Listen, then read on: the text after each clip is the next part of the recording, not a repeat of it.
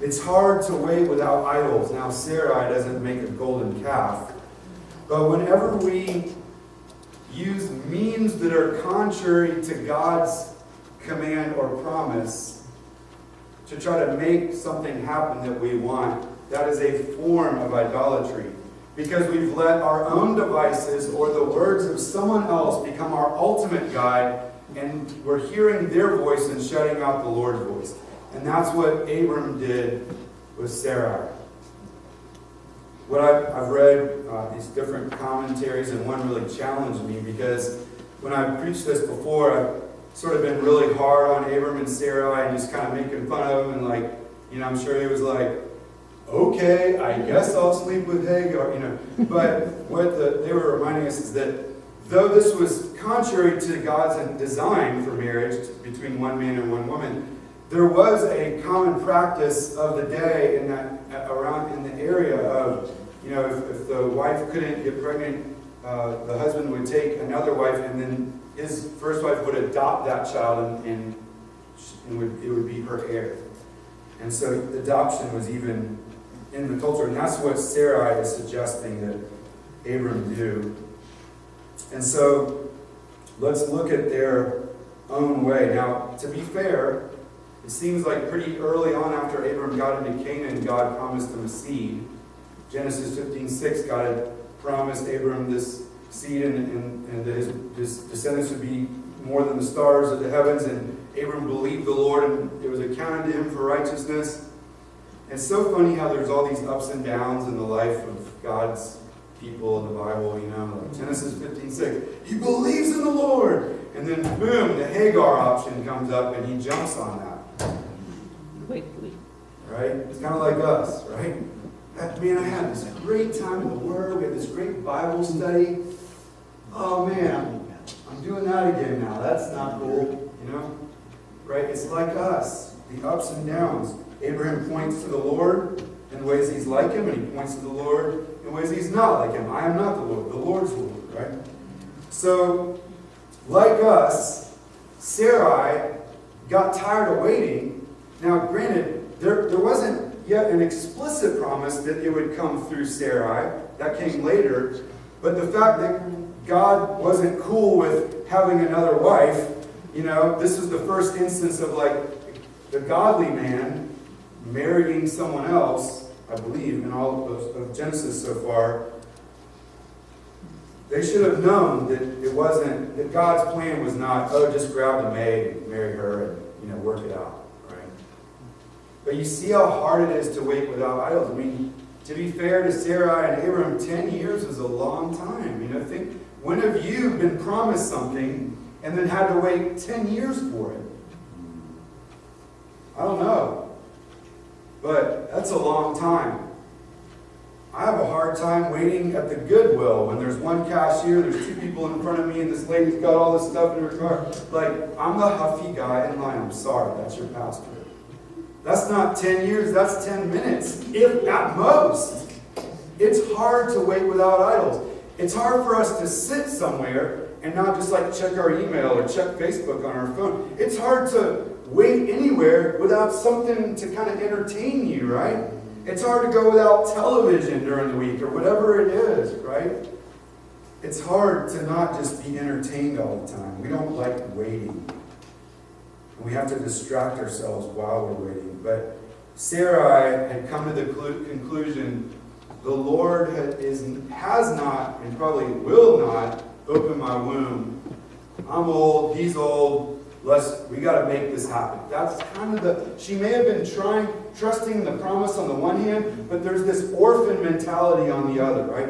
Not that it's sinful to use means, like you're sick, you're praying for God to heal you. Great, go to the doctor, right? God uses means. God doesn't say it's sinful to go to the doctor, right? If it were, then you should wait for him to heal you, right? But it's not, right? So the point is not that you should just wait and not use means, like the joke, I sent you a boat, I sent you a jet ski. Why did I drown? I was praying for you to rescue me. That God uses means. But you should never assume that sinful means are the way to work this out. He works in spite of that. He uses it, but he also judges it. Because you see, the seed of Abraham would have to take hell on the cross for this little deal that Sarai and Abraham kind of worked out here. They hurt a lot of people, but there's still grace. So I'm not going to read the story again, but Hagar ends up pregnant. She's looking lightly or lowly at Sarai. Abram kind of abdicates. You know, he just married this woman. It's his new wife. All right, do whatever you want. She's in your hands. Go for it. I'm out. I wash my hands of this, like Pontius Pilate, right? You do whatever you want. So Sarai treats her harshly, and so she flees. Now, Hagar probably shouldn't have agreed to the deal. Sarai shouldn't have agreed to the deal. Abram shouldn't have agreed to the deal. So there is no blameless human being in this story. Hagar is on the run. She's in what we might call an unseeable place. Like, if you want to go somewhere where no one will see you, where no one will find you, this is a great place to go. Okay? So where does she go? Verse 7, now the angel of the Lord found her by a spring of water in the wilderness, by the spring on the way to Shur. That geographical information there tells us she was probably on her way back to Egypt, fleeing from Canaan to Egypt. And she was in the wilderness. How seen do you think that Hagar felt through this whole deal? Like, she's been with Abram the whole time. He'll marry her to use her to produce a baby that then his wife gets to adopt. He'll use her. Like, we didn't really notice her until, oh, we kind of need a fertile womb. Can we borrow you for a minute? How seen do you think Hagar felt? How seen do you think Leah felt? You know, when her sister Rachel was, but Leah had weak eyes. She wouldn't win a beauty contest, basically is what it was saying. How seen did she feel? She doesn't feel too seen, and she flees to the unseen wilderness. But what happens? How many times does the living God show up in a physical manifestation in Genesis? Not a whole lot, right? How many times does he do that in the Bible? Not a whole lot. To whom might you think he would be likely to show up? Well, Abraham, of course. Sarah, yeah, maybe. They're the famous ones. Who shows up in this unseen land to appear and be seen by this unseen Egyptian slave? The, verse 7, angel of Yahweh. When it says the angel of the Lord, that's talking about the divine Son of God in his pre-incarnate state, possibly taking temporary human form to interact. Just like he wrestled with Jacob, just like he appeared to Joshua. Because I'm not on your side of this. I'm not commander of the army of the Lord. Jesus is in this story before he becomes Jesus. And he seeks her out. And where is she? She's at a spring that she later names Bir Lahai Roy, a well. He's coming to this other woman at the well, this Gentile Egyptian woman at the well, who has been used for her fertility and her bedroom stuff, and then is given over to Sarah's will and is treated harshly, and she's on the run. No one can see me. No one wants to be with me. I'm by myself. That's the woman at the well, isn't it? Isn't that amazing? Jesus likes to show up to the woman at the well that no one will look at, and she doesn't want anyone to see her. Remember the 6th hour of the day or whatever, noon, where it was the hottest of the day, because maybe the other women didn't want to hang out with her and she didn't want to be seen because she was full of shame. Maybe Hagar might be experiencing a little bit of shame. I got used for my kid, and boom, I'm on the run.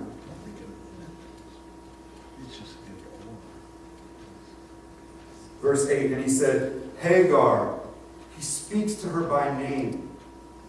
Think about it. He speaks to her by name. He calls her by name. Sarai's maid. He knows her. He knows her position. Where have you come from and where are you going? He knows, right? Kind of like, Adam, where are you? She said, I am fleeing from the presence of my mistress Sarai. The angel of the Lord said to her, return to your mistress and submit yourself under her hand. That is a hard calling, like Moses going to Egypt to be one through whom God would deliver his people. That's not a fun call, right? That's not a greener pastures kind of command, is it? You've got to go back, having fled, and submit yourself under that harsh woman who's jealous of you. How will she receive me? I wasn't treating her so well. How will that go?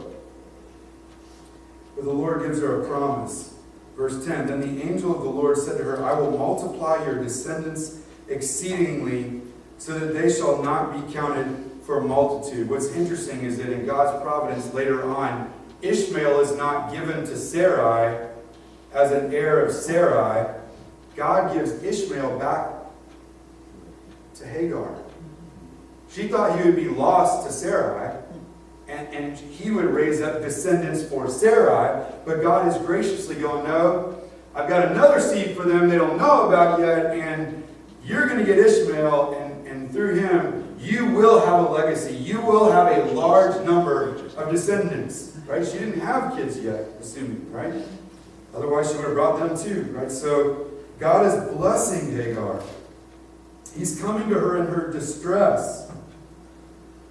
Verse 10, and the angel of the Lord said to her, I will multiply your descendants exceedingly so that they shall not be counted for multitude. Now, it is possible that he's just talking about the physical descendants.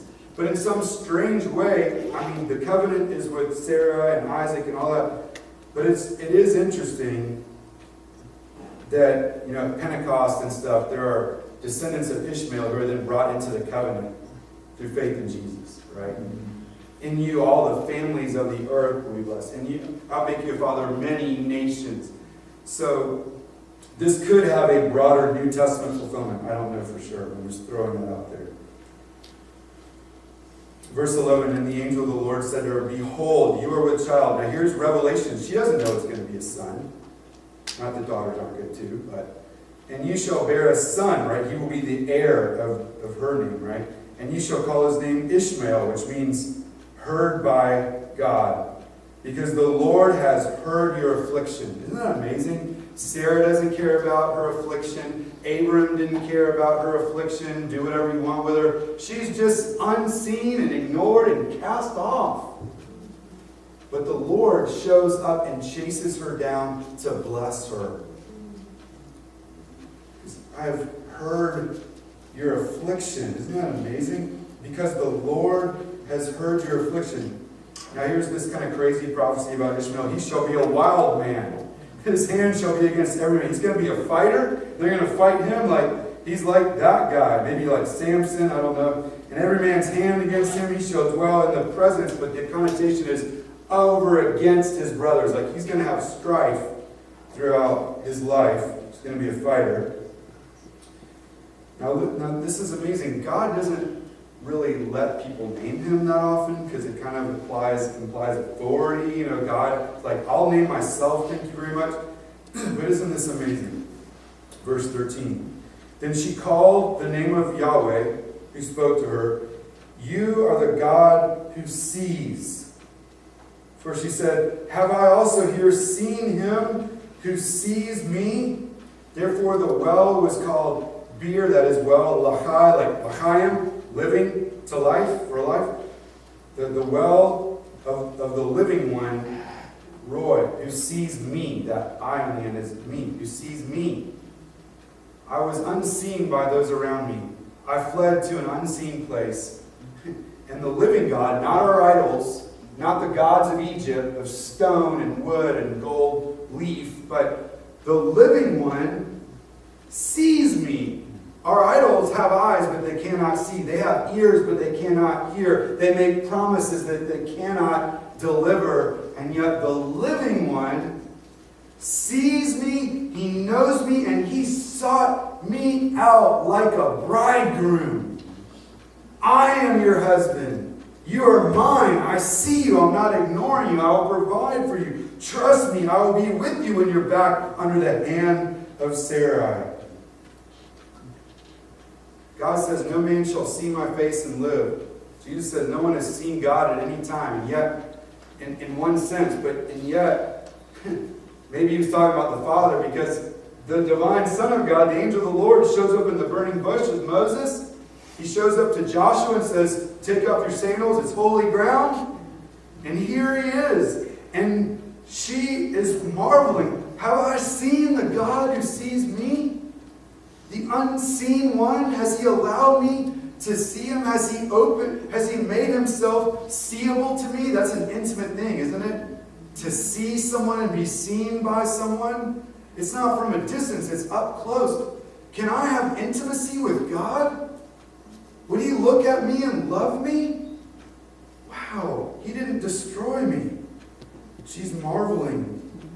I could be wrong, but I would not be surprised if we see Hagar and even Ishmael in heaven. We'll talk about that later on as the story progresses. And he tells us in verse 14, here's where the well is. It's between Kadesh and Bered. This really happened. You can go see it for yourself. Moses is writing this, right? Verse 15, so Hagar bore Abram a son, and Abram named his son, whom Hagar bore, Ishmael. He listened to Hagar's story, he believed her, and he obeyed the Lord, and he helped her obey the Lord by naming his son Ishmael. God hears, he listens, he's not deaf to our cries. Isn't it amazing? Wouldn't that might be a little instructive to Sarai? Isn't this crazy? That through the son of her schemings, God might remind her, I still hear you. I heard what you said about me not giving you a seed yet. I'm still listening. I'm not deaf to your cries. Hang in. Keep waiting. This is not the way. It's better than this. Hold on. I'm listening to you. I'm not ignoring you, girl. I'm with you. I know it's hard to wait. Be patient. Hang in there.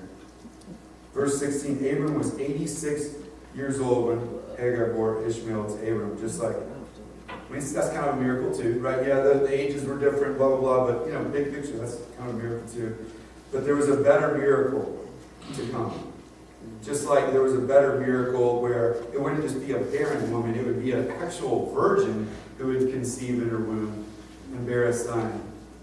And he would not be called God hears, he would be called God with us. He would be called not just God's listening to you, he would be called God shows up.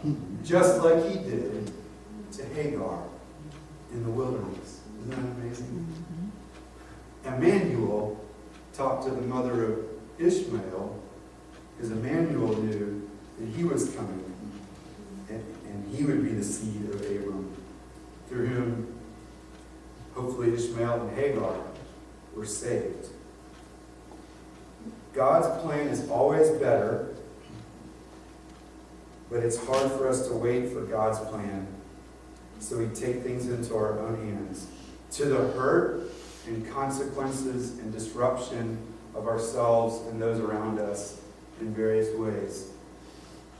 And when we wander in the wilderness, the Lord, who is always with us because his Holy Spirit is in us, we're trusting in Christ, he is always with us and he sees us. And when he looks at us in love because we're covered in the blood of the seed of the woman, and it is finished. Father, thank you for your grace.